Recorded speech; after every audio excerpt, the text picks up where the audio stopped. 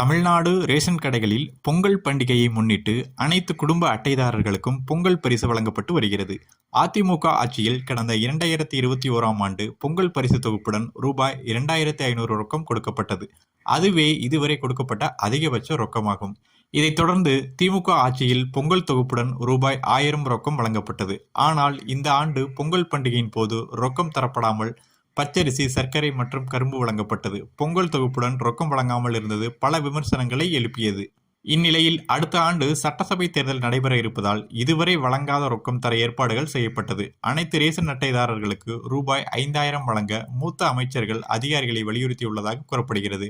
ஆனால் மகளிர் உரிமை தொகை மாதம் வழங்குவதால் நிதி நெருக்கடி சிக்கல் ஏற்பட்டுள்ளது. இதன் காரணமாக அனைத்து ரேஷன் அட்டைதாரர்களுக்கும் பொங்கல் தொகுப்புடன் ரூபாய் 3000 ரொக்கம் வழங்க வாய்ப்புள்ளதாக தகவல் வெளியாகியுள்ளது.